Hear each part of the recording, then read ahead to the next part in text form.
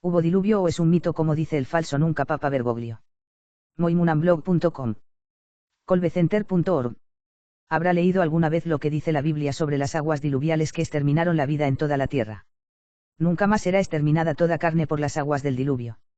Otra cosa es que no vaya a haber un diluvio de fuego en el día del Señor. Cosa de la que sí habla la Biblia y al parecer desconoce enteramente el supuesto vicario de Cristo. Y sí, Cristo del que Bergoglio pretende ser la piedra participada, San León Papa, habló ampliamente de ello incluso citando a Noé y estableciendo comparaciones. Y el castigo vendrá no por venganza de la tierra maltratada ni por la ira de la Pachamama, según él, sino por disposición de la adorable voluntad de Dios, cuyos atributos son, entre otros, la misericordia y la justicia punitiva mal que le pese al ignorante apóstata usurpador. Dijo Dios a Noé. 11 Establezco mi alianza con vosotros, y no volverá nunca más a ser aniquilada toda carne por las aguas del diluvio, ni habrá más diluvio para destruir la tierra. 12 Dijo Dios, esta es la señal de la alianza que para las generaciones perpetuas pongo entre yo y vosotros y toda alma viviente que os acompaña. 13 Pongo mi arco en las nubes, y servirá de señal de la alianza entre yo y la tierra. 14 Cuando yo anuble de nubes la tierra, entonces se verá el arco en las nubes. 15 Y me acordaré de la alianza que media entre yo y vosotros y toda alma viviente, toda carne, y no habrá más aguas diluviales para exterminar toda carne. Génesis cap 9. El antipapa Papa Francisco advierte que la humanidad enfrenta una segunda gran inundación causada por el calentamiento global. El antipapa Papa Francisco ha advertido que la humanidad se enfrenta a una segunda gran inundación causada por el cambio climático a menos que los líderes actúen para arreglar la corrupción y la injusticia.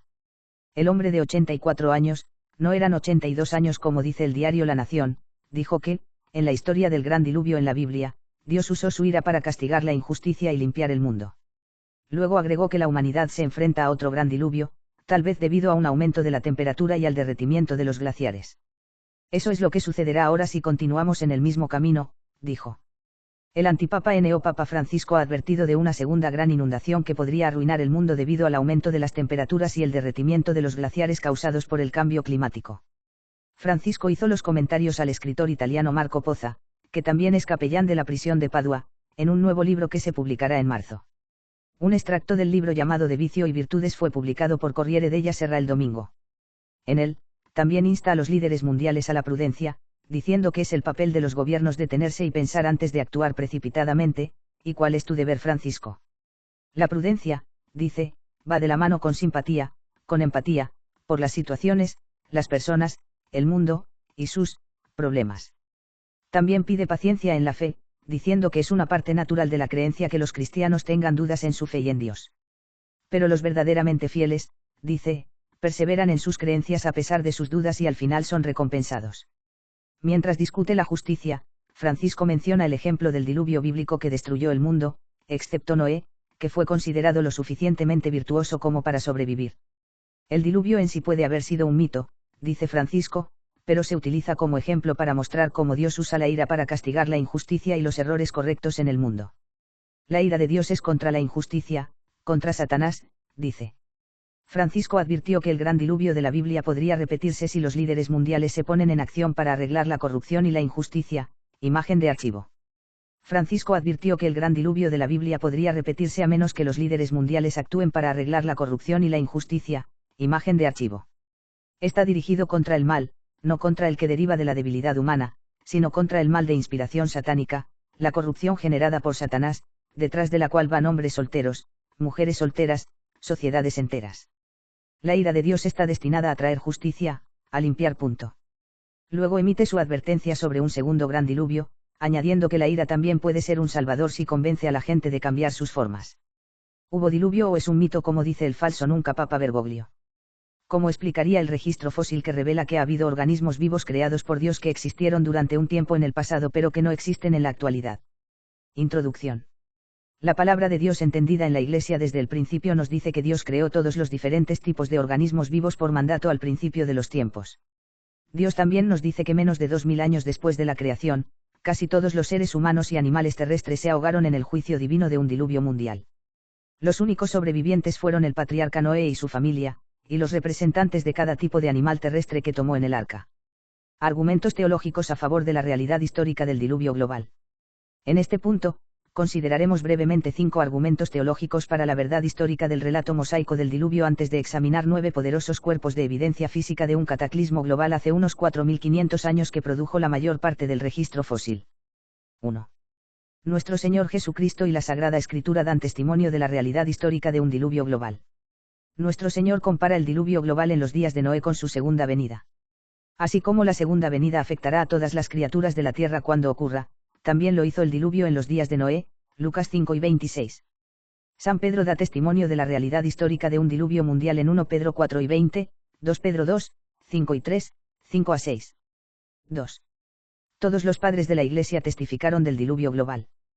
Tanto el Concilio de Trento como el Concilio Vaticano y definieron que cuando todos los padres de la Iglesia están de acuerdo en cualquier interpretación de la Escritura que pertenezca a una doctrina de fe o moral, es definitiva. Todos los padres estuvieron de acuerdo en que el diluvio fue un evento histórico real que cubrió toda la tierra. También sostuvieron que el arca era un tipo de iglesia católica fuera de la cual no hay salvación. Así como la iglesia es una entidad real, el arca era una entidad real. Todos ellos enseñaron que los diferentes tipos de criaturas terrestres fueron enterrados en las aguas y sedimentos de un diluvio mundial, a excepción de los animales que se salvaron en el arca de Noé. Lo siguiente es típico de las declaraciones de los padres de la Iglesia y los autores eclesiásticos cuyos se han conservado escritos sobre el diluvio. Tertuliano, c. 160 a 225. Hubo un tiempo en que todo su orbe, además, sufrió una mutación, invadido por todas las aguas. Hasta el día de hoy, los caracoles marinos y los cuernos de tritones permanecen como extranjeros en las montañas, ansiosos por demostrarle a Platón que incluso las alturas se han ondulado. Tertuliano, sobre el Palio 2.3. 3. Cataclismos igual a evento único. El Nuevo Testamento y la traducción de la Septuaginta del Antiguo Testamento usan la palabra única cataclismos para describir el diluvio. Cataclismo significa una agitación violenta, en una escala mucho mayor que cualquier diluvio local.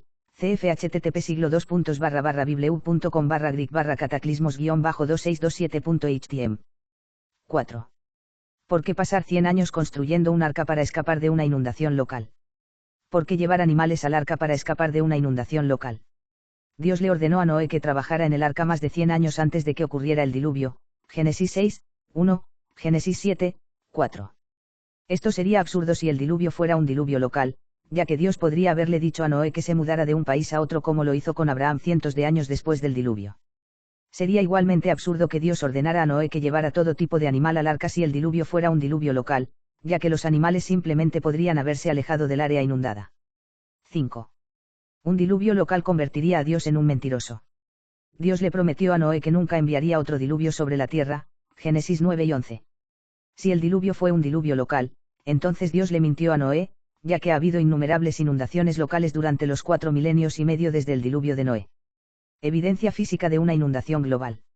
Esto nos lleva a la evidencia física de un diluvio global. Examinaremos 9 cuerpos de evidencia. Testimonio de testigos presenciales de todo el mundo. Fósiles marinos en la cima de las altas montañas de la Tierra. Miles de millones de fósiles bien conservados con restos orgánicos en toda la Tierra. Las capas de sedimentos cubren vastas áreas. Sin erosión lenta y gradual. Deposición rápida.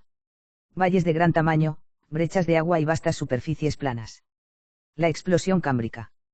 Evidencia arqueológica de la coexistencia de dinosaurios y humanos. Carbono 14 residual en todo el registro fósil. 1. Testimonio de testigos presenciales de todo el mundo. Cientos de grupos de personas de todo el mundo han conservado una memoria histórica de un diluvio global. Es significativo que las historias transmitidas por grupos de personas que se establecieron cerca de la ubicación de la Torre de Babel, se parecen más a la verdadera historia relatada por Moisés en el Génesis. Crédito, respuestas en Génesis. http://answersingenesis.org/de-flat/flat-legends/legends/. Este gráfico compara las cuentas de Flat de todo el mundo y muestra las notables similitudes que existen entre ellas. Estos relatos no solo recuerdan el diluvio como un evento global y un juicio sobre la humanidad del cual solo una familia y algunos animales se salvaron en un arca, muchos de ellos incluyen detalles contenidos en el relato mosaico del diluvio, como la liberación de un pájaro para determinar si las aguas del diluvio habían retrocedido al final del diluvio. 2. Fósiles marinos en la cima de las altas montañas de la Tierra. En nuestra respuesta a la pregunta almohadilla 1, vimos que San Pedro, nuestro primer papa, advirtió sobre un engaño del fin de los tiempos que buscaría persuadir a los creyentes a dudar de la creación fiduciaria de todas las cosas en el comienzo de los tiempos y de un diluvio global en los días de Noé. Él profetizó que este engaño se basaría en la falsa premisa de que las cosas siempre han sido iguales desde el comienzo de la creación, que los mismos procesos materiales que están ocurriendo ahora han estado operando más o menos de la misma manera desde el comienzo del universo. Y que, por lo tanto, podemos extrapolar las observaciones actuales del mundo natural al pasado para explicar cómo surgió todo. La columna geológica actualmente aceptada fue determinada en casi su forma actual hace más de 120 años, antes de la invención de la datación radiométrica, por hombres que abrazaron la falsa filosofía uniformista contra la que San Pedro había advertido. En su influyente trabajo sobre geología, Charles Lyell adoptó el principio de que el presente es la clave del pasado y especuló que los grandes océanos lavaban periódicamente la Tierra, los sedimentos se asentaban gradualmente, las aguas se retiraron, los sedimentos se endurecieron en rocas, y este proceso supuestamente se repitió una y otra vez durante eones de tiempo. Charles Lyell y sus discípulos luego especularon que si el mecanismo de Lyell para la deposición sedimentaria era correcto, los fósiles en las rocas parecían contar la historia de la vida desarrollándose de lo más simple a lo más complejo, de peces a reptiles, a anfibios.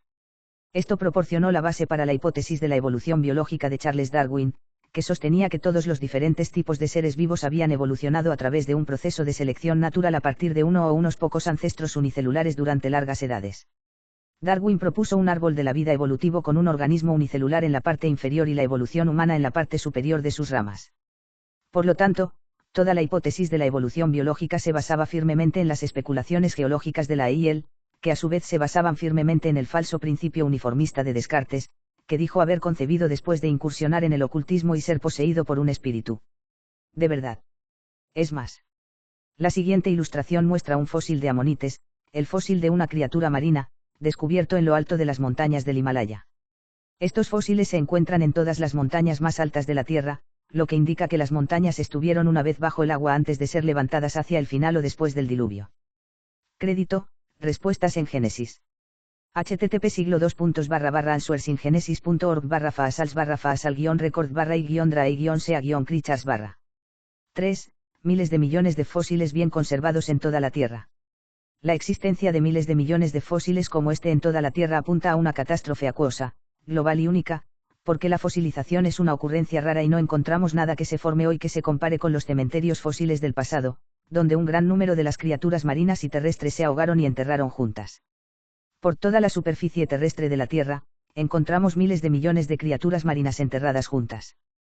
Por ejemplo, según el Dr. Andrew Snelling, se encuentran miles de millones de nautiloides de caparazón recto fosilizados con otras criaturas marinas en una capa de 7 pies, 2 m, de espesor dentro de la piedra caliza Red Wall del Gran Cañón.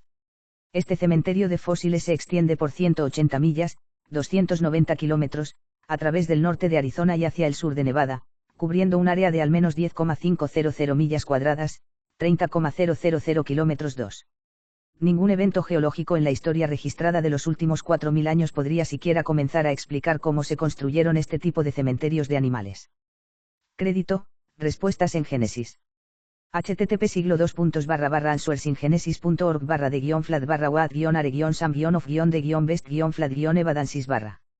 Esta ilustración muestra los restos bellamente conservados de una pez hembra en el acto de dar a luz a un bebé. Es evidente que estos peces fueron enterrados rápidamente. Si hubieran muerto en condiciones normales, habrían sido limpiados y descompuestos por microorganismos. Por lo tanto, el hecho de que encontremos miles de millones de restos bellamente conservados de criaturas marinas mezclados con restos de criaturas terrestres nos dice que algún evento único fue responsable de la preservación de fósiles a esta escala. Crédito, respuestas en Génesis. http://answers-in-genesis.org/fasals/fasal-record/de-worlds-a-graveyard/. La preservación de tejidos blandos, ADN y biomoléculas en fósiles apunta a una reciente inundación. Además de la existencia de miles de millones de fósiles, la preservación de tejidos blandos, ADN y biomoléculas en esos fósiles atestigua el reciente, rápido y catastrófico entierro de miles de millones de plantas y animales en toda la Tierra.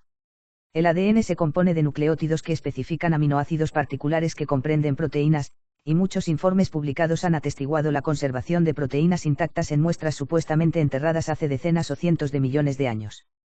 En un artículo de 2005 en la revista Science, la paleontóloga Mary Sue Aitzar de la Universidad de Carolina del Norte demostró que el tejido blando que había encontrado en el hueso de un T-rex contenía células sanguíneas y proteínas reales, material que no podría haber sobrevivido de manera plausible a los 65 millones o más de años asignados a la formación rocosa donde se encontró el hueso T-rex.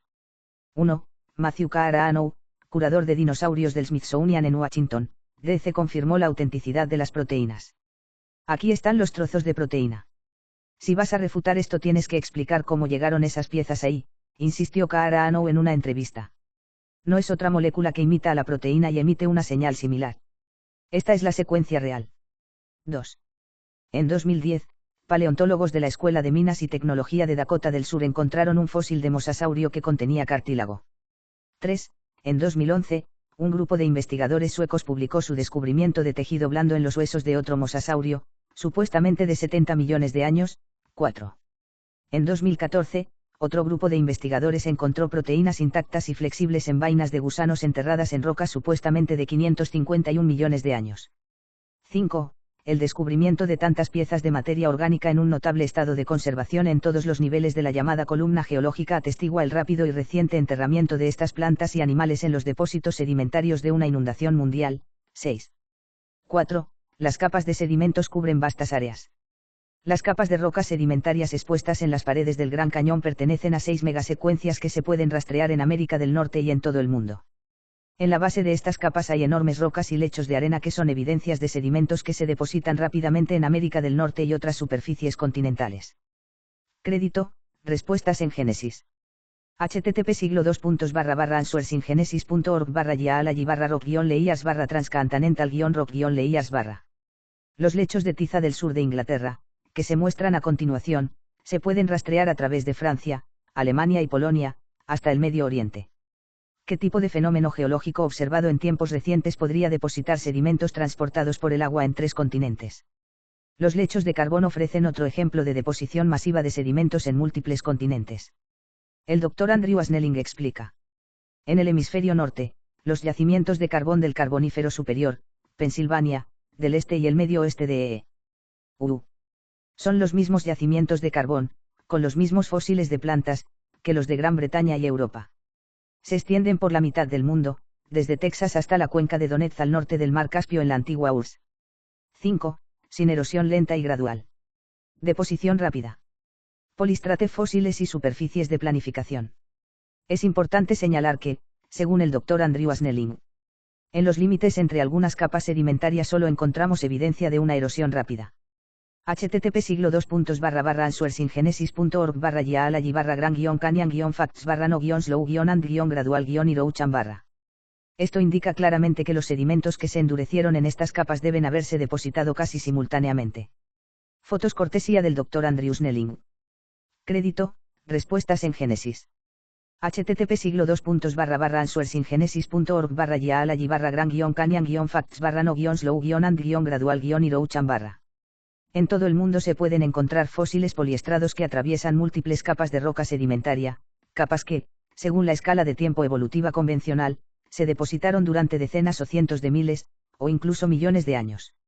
La existencia de fósiles de poliestrados, como el tronco de un árbol que se muestra a continuación, atestigua la rápida y catastrófica deposición de sedimentos y contradice la comprensión del Yeyan de la deposición sedimentaria.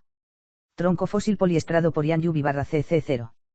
En las últimas décadas, los sedimentólogos que estudian la forma en que los sedimentos se depositan en la naturaleza para formar rocas sedimentarias han construido enormes laboratorios donde pueden realizar investigaciones empíricas en su campo.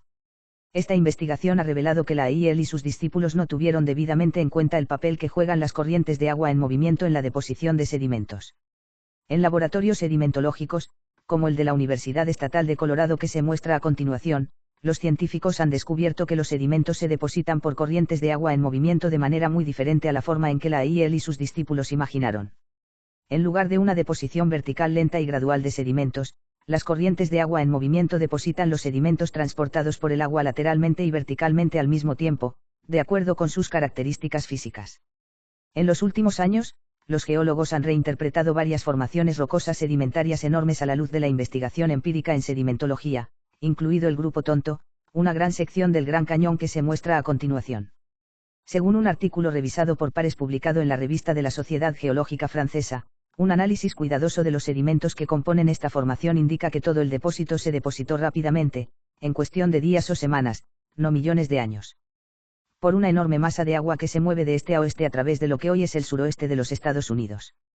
Otra observación común consistente con la realidad histórica del diluvio global es el hermoso pliegue agudo de múltiples capas sedimentarias dentro de cadenas montañosas elevadas y dobladas que se pueden presenciar en toda la Tierra como se muestra aquí.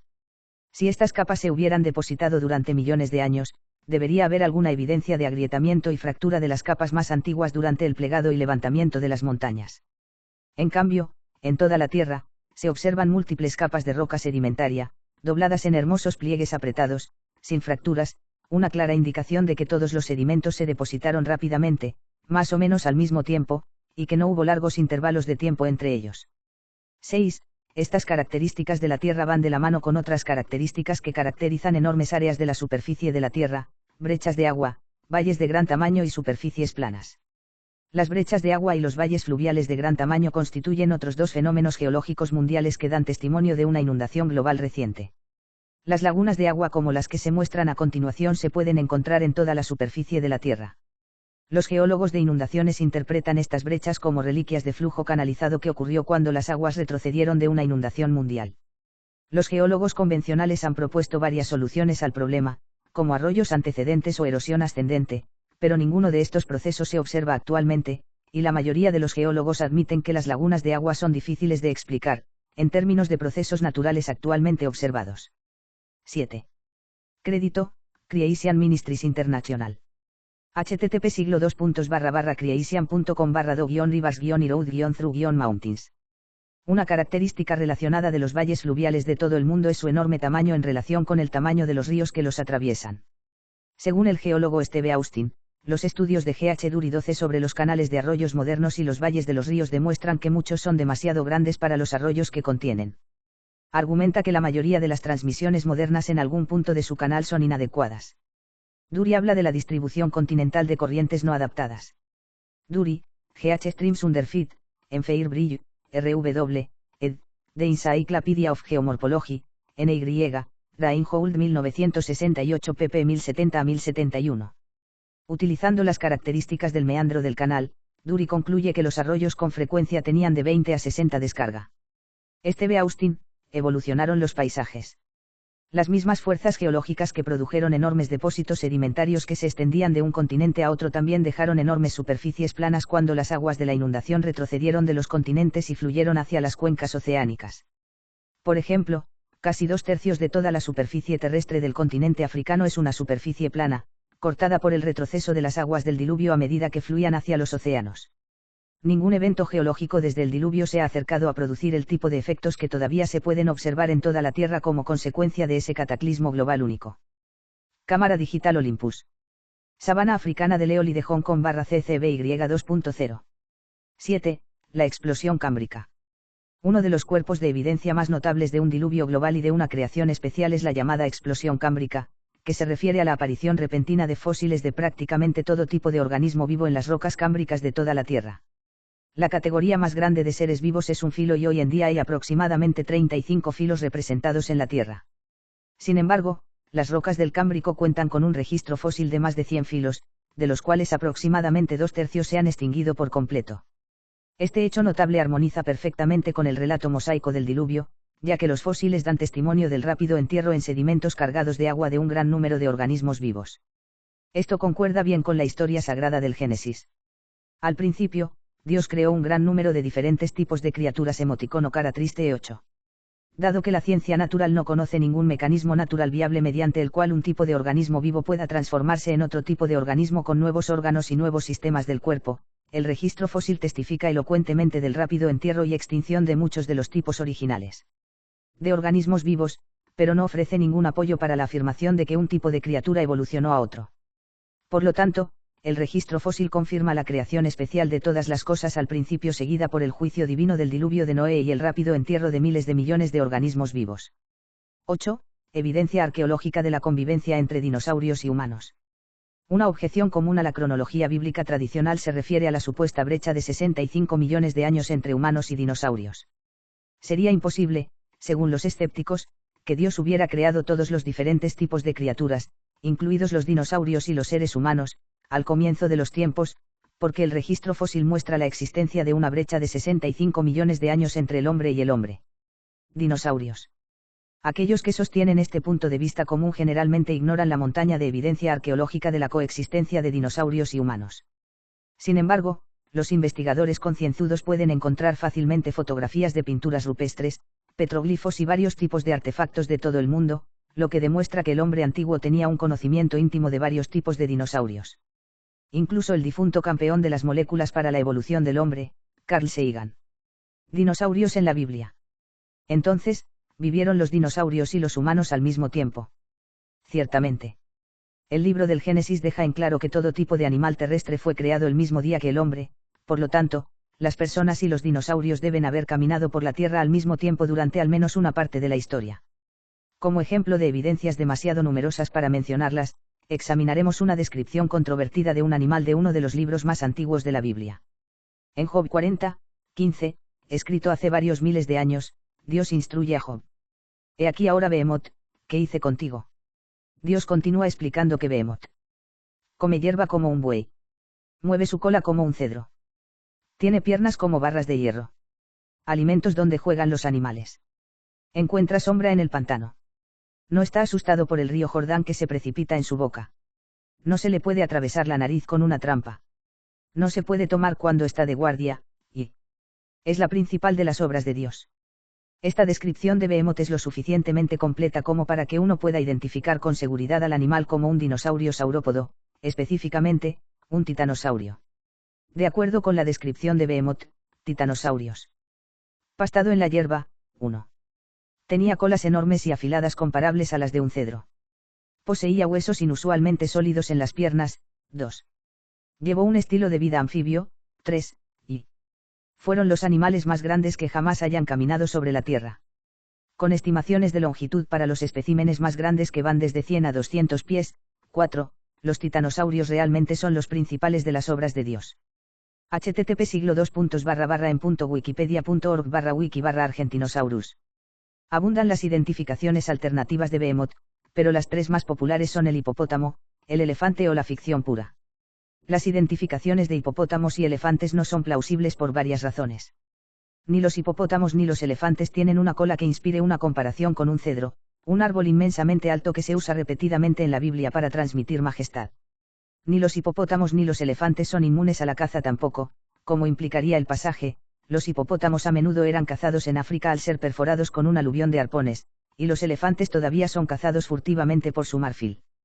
Y si el animal es un elefante, ¿por qué usar la palabra gigante cuando la palabra elefante podría haberse usado en su lugar, como en el libro de los Macabeos?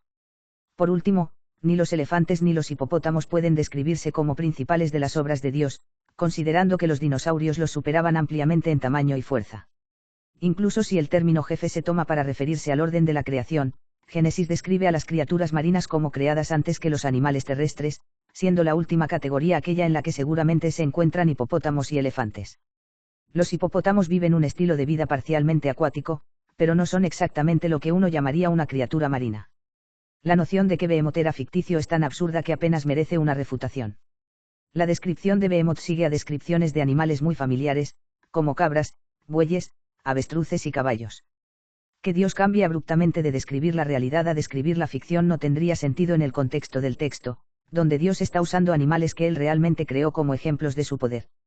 Afirmar que Behemoth es retratado engañosamente como una criatura real únicamente para asombrar a Job equivaldría a atribuir una mentira oficiosa a Dios mismo, algo condenado por el Papa Pío X en Pastendi Dominici Gregis. Dios también le dice a Job que contemple a Behemoth, algo que Job no podría hacer si Behemoth no existiera realmente. Y finalmente, como para borrar toda duda sobre la actualidad de la existencia de Behemoth, Dios dice que él hizo a Behemoth junto con Job. De hecho, hay muchos animales extintos conservados en el registro fósil que no existen en la actualidad. Los dinosaurios son solo un ejemplo. Si bien el gran diluvio mató a casi todas estas criaturas, 2 de cada tipo permanecieron vivos en el arca.